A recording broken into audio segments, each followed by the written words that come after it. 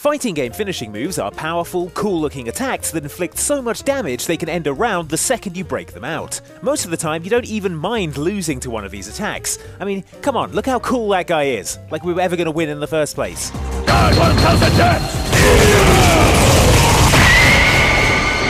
Other times, however, fighting game finishes are so gross, weird, or humbling that we get mortified even thinking about the times we lost to them. Here are 8 fighting game finishes so humiliating that you die of embarrassment, and also the many, many injuries you sustained. Is something wrong? I'm seeing double. You're drunk. Go back to sleep. Drunken Fist Kung Fu is a real fighting style whose practitioners mimic drunkards to make their movements unpredictable, relying heavily on feints and deception to fool their opponents. No one seems to have mentioned this to Mortal Kombat character Bo' Rai Cho, however, who read the word drunken and then immediately downed 8 bottles of rice wine. You underestimate me. Seriously, the stuff Bo' Rai Cho drinks is strong. Anyone else drinks that stuff, they'll be puking their guts out. Literally. And he's just downing that stuff. The point is, Bo' Rai Cho is super drunk all the time, so already pretty humiliating losing a fight to him. It gets worse, however, if you lose to him in Mortal Kombat Deception, not least because you'd have to play at least one game of Mortal Kombat Deception. In his second fatality, Bo' Rai Cho takes a big swig of booze, lights a torch, and then, I mean, there's no other way to describe this than he farts you to death. That's got to be pretty embarrassing. I mean, you spent your life dedicating yourself to martial arts, training, eating right, 5 AM gym sessions, and then this is how you go out. Probably just tell everyone in the afterlife that you got uppercutted into the pit. Oh, that's a stinky one. Yeah. What else? Let's go. All right, let's do it. Let's do this. Def Jam 5 for New York imagined a world in which, rather than attacking each other through fire diss tracks, early noughties hip-hop stars settled their differences by beating each other to death in junkyards. Yeah, if you're wondering whatever happened to Flavor Flav, Snoop Dogg threw him in front of a subway train.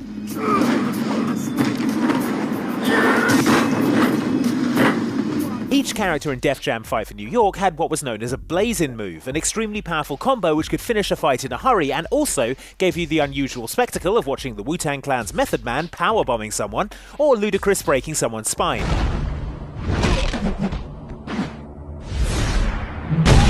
Stand up is something he can now no longer do. The most humiliating of all the Blazin' moves, however, belonged to Redman, who seems to have something of a preoccupation with things below the belt, if his fight intro is anything to go by. I'ma take your tongue out and lick my ass with it. I mean, that sounds like it would be unpleasant for both of us, Red, but whatever you say. Anyway, Redman's Blazin' move, known as Balls to the Wall, involves him just absolutely going to town on his opponent's junk with punches and then a devastating kick. Which, I mean, I was sad when they cancelled Pimp My Ride as well, Redman, but don't take it out on Exhibit.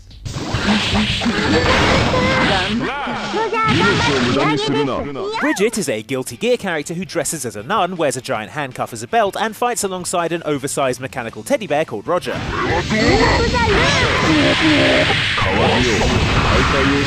He also uses a yo-yo as a weapon, which, in a game series whose other characters are equipped with giant swords, tank suits, and literal vampirism, means that Bridget is definitely f***ing with you. Yes, when you or I hear the word yo-yo, we think mid-90s kid's birthday party, not devastating and formidable weapon. But to Bridget's credit, he is pretty handy with this thing, which is exemplified by his destroy move, Shoot the Moon.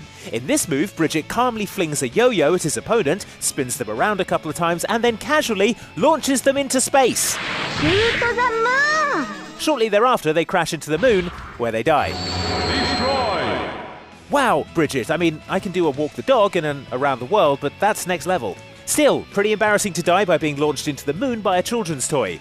This has got to be the worst way to go out in the Guilty Gear series. Oh, wait. これは緊急ですね。急ぎましょう。オペ開始です。 Here I am forgetting about Faust, a Guilty Gear character who wears a paper bag on his head, carries a giant scalpel, and occasionally jams his fingers into his opponents.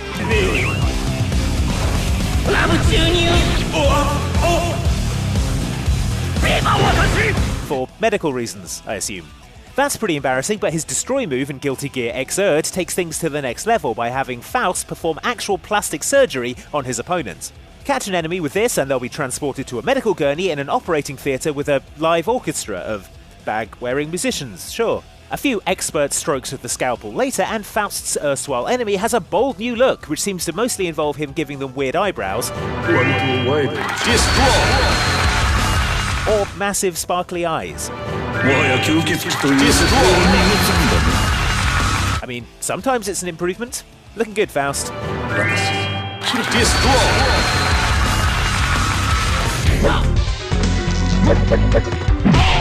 Johnny Cage wins. Friendships were a new kind of finishing move added to Mortal Kombat 2, in which, rather than horribly killing their opponents, the mortal combatants instead did something nice for them, like a magic trick, or a dance, or whatever Raiden's thing is.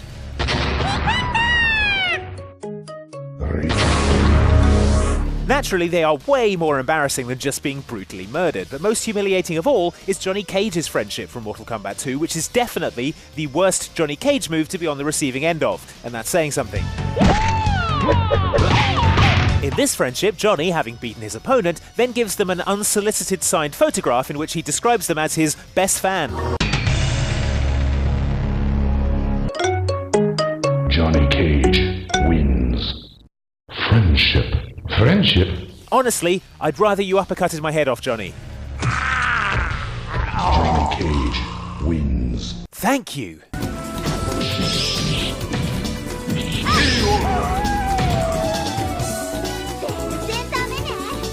The Darkstalkers fighting games are essentially Street Fighter for goths, 2D fighting games featuring vampires, Frankensteins, and werewolves, and are as moored in reality as that description makes them sound. It gets really bonkers in the EX moves, which feature characters turning people into cartoon children and then eating them, balling them up and dunking them through hoops,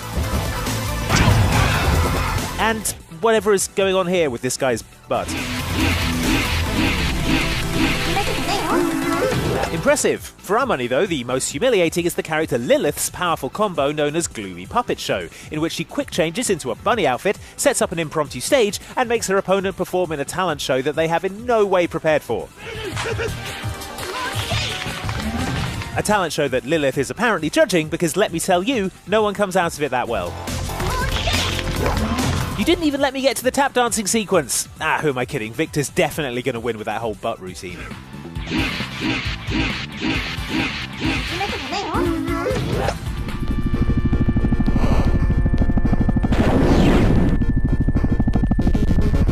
Eternal Champions was another post-Mortal Kombat fighter that featured buckets of gore.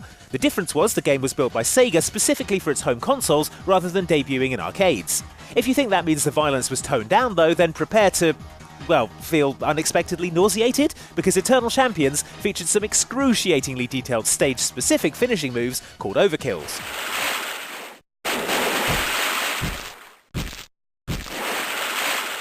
Even though it was all 16-bit pixel art, it somehow managed to perfectly depict someone's flesh sloughing off their bones as they're boiled alive. I'd keep an eye on the animator in charge of that one if I were you. The Sega CD version of Eternal Champions added a bunch more overkill and sudden death moves, some more elaborate than others. Quite how vampire scientist Midnight got building permits for his kilometre-deep murder pit, for example, is beyond us.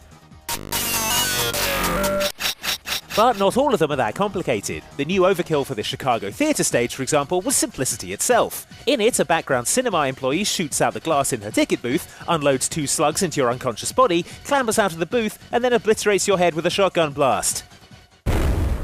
Wow, guess one too many people complained about the price of popcorn. So either that's the most humiliating finishing move in Eternal Champions, or it's the one where you're smashed flat by a falling clown car. Let's call it a tie.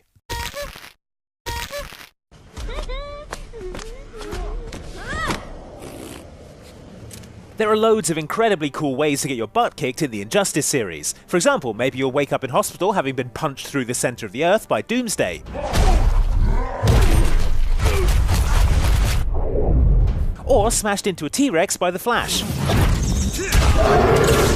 Or run over by the Batmobile. Come on, Bruce, put in a little effort.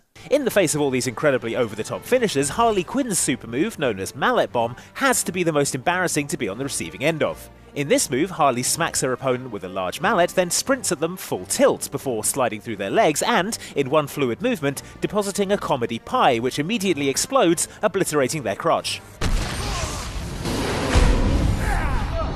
Imagine being Superman having to explain that to the rest of the Justice League. Yeah, sorry, the Joker got away, but you see, this pie destroyed my junk. Harley Quinn put it there. So that explains all the pie remains on my tights. Oh, screw you guys. There you have it. Those were some of the fighting game finishes so embarrassing you won't be showing your face around here anytime soon, mostly because you can't find it since it got blown off by exploding farts. Any favourites we missed? Let us know in the comments below, and like and subscribe for more videos like this from Outside Xbox. Thanks for watching.